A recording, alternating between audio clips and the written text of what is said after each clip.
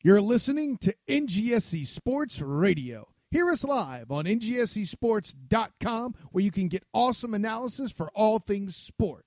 Or check out our podcasts on iHeartRadio, Spreaker, iTunes, TuneIn, and much more.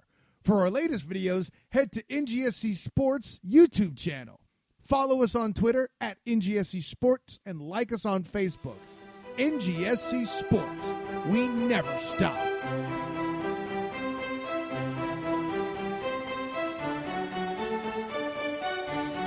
Be treated better. So I guess I just get this started here and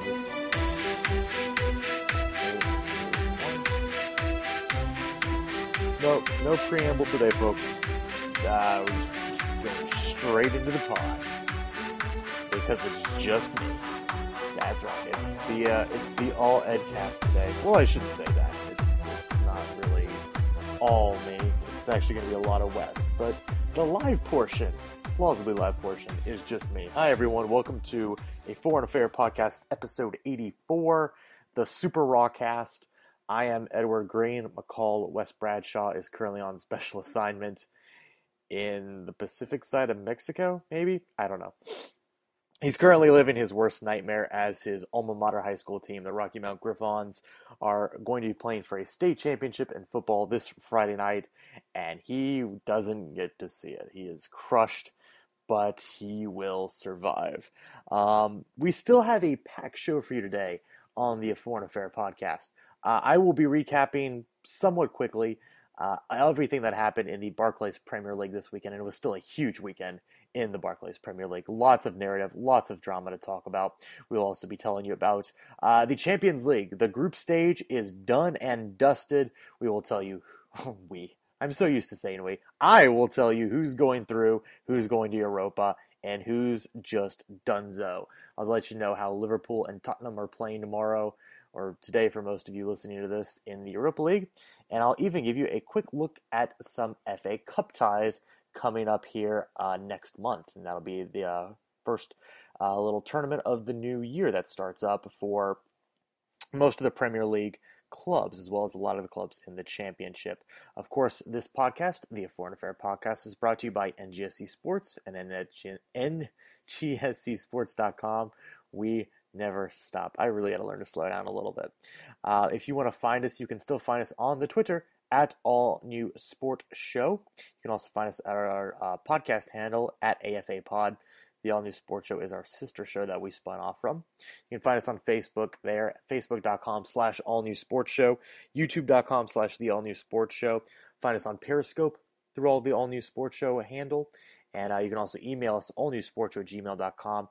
Lastly, mail your letters and parcels to 1701 Sunset Avenue, Suite 201, Rocky Mount, North Carolina, 27804. It is the reason for the season. Give us things, please. I'm just kidding, please. Please don't actually give us anything. Unless you really want to, then, we'll take it. No live animals, as long as it's not live animals. So, let's dive right into it. It was a big weekend in the Barclays Premier League, as it tends to be with those hunky-dory scriptwriters. It started off fun and fantastic for the Potters of Stoke City as they win 2-0 over the champions-in-waiting Manchester City. A brace by Arnautovic, which could have been 4 or 5 for him, on the day. 2 goals in the first half, though, let Stoke City and Mark Hughes get a big win over Manchester City and dampen their title chances ever so slightly. Elsewhere in the 10 o'clock games, it was Arsenal 3, Sunderland 1, despite what Big Sam Allardyce said. Arsenal mostly controlled the game. Sunderland got their only goal on an Olivier Giroud own goal. Elsewise, Arsenal were able to run rampant goals by Joel Campbell and Olivier Giroud, and a finisher from Aaron Ramsey in final stoppage time. Manchester United 0, West Ham United 0. West Ham may feel like they had the better opportunities, if not for David De Gea's excellent goalkeeping for the Red Devils. Attack, not happening still for Louis van Gaal's army. As we'll talk about a little later, sometimes when the attack opens up, it leaves you a little porous in the back. But Manchester United does keep a clean sheet at home. However, so does West Ham. So Manchester United can only get a point at Old Trafford. On the South Coast, it was Southampton 1, Aston Villa 1. A big draw for Aston Villa's attempts to stay in the Premier League this year. Southampton went up, I believe, on a Graziano Pelle goal. I can check that. Just coming back from a suspension for yellow cards and the like. Ronald Koeman's men, unfortunately, followed up their big Capital One Cup defeat to Liverpool with a bit of a rough go against Aston Villa. At the Liberty Stadium, it was Swansea 0, Leicester 3. The feel-good story of the year keeps rolling on. Jamie Vardy's goal-scoring streak does come to an end because Riyad Mahrez was the hat-tricker for the Foxes on this day. Well, he scores all 3 for Leicester, and unfortunately for Gary Monk, it would cost him his job. Gary Monk has been sacked at Swansea City. David Moyes is one of the front runners to take that job. Always love to have Moisey back in the Prem. Brendan Rodgers has been talked about for the job. He does not seem to be interested in coming to Swansea, though. But Swansea is looking for a new man. Poor form, I believe, from them, if I may editorialize here for a second. Gary Monk had done great things with the club. Yes, they were tail spinning, and maybe he had lost the club. We don't know what's going on in that locker room. They are a very talented team. He brought them up, all through the rankings, and for him to go out like this was a little weird. But unfortunately, that's what Swansea has decided to do, so they will be looking for a new man. Otherwise, Claudio Ranieri has the Leicester City Foxes playing some fantastic football still, 15 games into the season. Watford 2, Norwich 0. Watford keeps proving they are a top-half club. They came up from the Championship, and the Hornets are doing some great things this year in the Premier League. They could be one to watch out for, maybe possibly with a few more additions in the January transfer window or even next year. Maybe they can make a European push relatively soon. West Brom 1, Tottenham Hotspur 1. A wonderful Dele Alli goal off a Toby Alderweireld through ball from just about his own half was canceled out later in the first half by West Brom. They get a point at the Hawthorns. Disappointing for Tottenham not to come away with all 3 points there. However, they are now unbeaten in 14 straight Premier League games, and they still sit in 5th place within striking distance of the top 4. Eventually, Tottenham will need to convert these draws into wins, but still another fine effort by them to secure a result, especially, as we've always mentioned, Hawthorn's tough place to get a result. And then your 12:30 game. If Man City Stoke wasn't the shocker of the weekend, and Stoke's been playing some good football, so it wasn't that scary. Chelsea 0, AFC Bournemouth 1. Up the cherries, everyone. Glenn Murray, who came on as a second-half substitute, less than 2 minutes actually after entering the game, he scores the game winner on a header off a set piece that was bounced around in the box. He maybe was slightly offsides. It looks like on replays he was level with the second defender from Chelsea, but after Courtois had come out of his goal, it was the second defender who looked like he kept him onside, and Murray headed it home, giving the Cherries maybe the biggest win in club history. They are trying to stay out of that relegation zone, and a huge 3 points for them. Meanwhile, Chelsea have now lost 8 matches on the season. On Sunday, it was Newcastle United 2, Liverpool 0. Liverpool and Jurgen Klopp may feel a little hard done by one call on a disallowed Alberto Moreno goal that would have leveled things at 1, but Newcastle put it away in stoppage time for their second goal. Martin Skrtel had the first goal. It was an own goal, his 7th, tying the club record. And on Monday, it was Crystal Palace 1, Everton 1 at Goodison Park.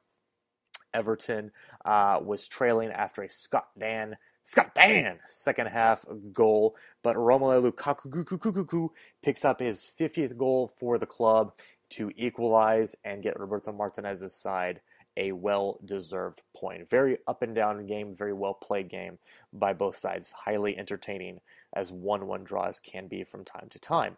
So now we take a look. I have no one to banter with, so we're not going to really break any matches down. I tried to do that as we went along here. Obviously, Chelsea, shock of the week. I don't think that needs to be expounded on anymore. They look like they might have regained some form this week in their Champions League fixture, which we'll talk about in a little bit. But those of you saying, they're still dangerous, but those people saying the top four is still within grasp, no, it's not. I firmly believe at this point, European football is out of the question next year for Chelsea unless they win the Champions League. That's it. That's it. I do not believe they're going to finish 6th or even 7th.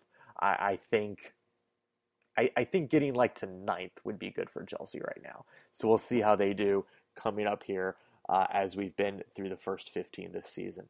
Here is your fixture list for this coming weekend's slate of games. We're about to hit that very, very, very busy holiday period. But right now we have matches Saturday, Sunday, Monday. Saturday at 7:45, get your weekend started the right way with Norwich versus Everton at Carrow Road. 10 o'clock, you have 4 choices. Crystal Palace, Southampton. Crystal Palace hasn't been that great at Selhurst Park this year, and Southampton is desperate for points. Manchester City, Swansea.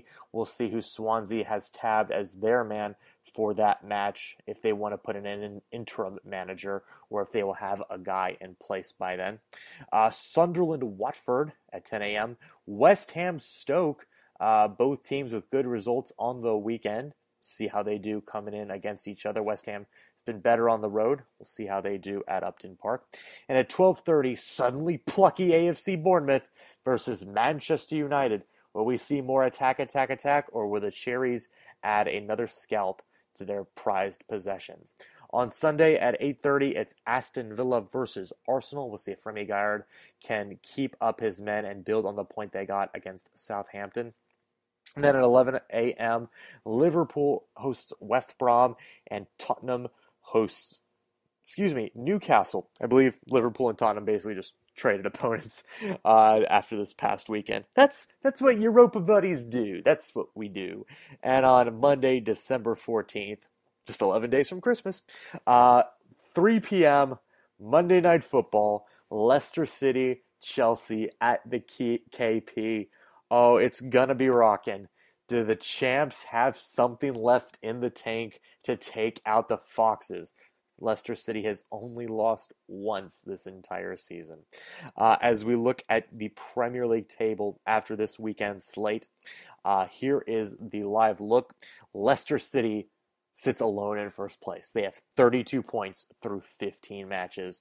Arsenal is in second with 30 points. Manchester City and Manchester United are both level on 29 points. City is above them on goal differential. Tottenham is at 26 points in fifth place. And with 23 points each, Crystal Palace, West Ham United, and Liverpool.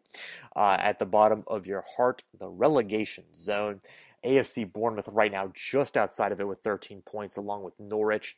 Newcastle has 13, but they are staying in the relegation zone in 18th place on goal differential. Sunderland have 12 and Aston Villa have 6. So let's take a look now at the Champions League. The champions! Sorry. Bayern Munich. Sorry, why are we starting down there? I don't know. Who knows? Let's go to Group A, where things were, somewhat boring. But we're going to pull it up anyway here.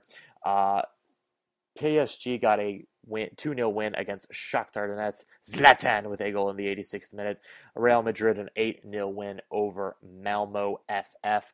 Real Madrid tops the group. PSG finishes second. Shakhtar on, I want to say, because they got more points against Malmo. They will be going to Europa League with just 3 points in the group stage. Malmo is out of Europe. In Group B, Wolfsburg, after a huge 3-2 win over Manchester United, Naldo had a brace for Wolfsburg. Vieirinha had a 29-minute goal for Wolfsburg as well. That actually gave them a 2-1 lead after Anthony Martial had opened the scoring for United in the 10th minute. an own goal got United level before Naldo put them back ahead 2 minutes later. PSV Eindhoven also got a win on the road against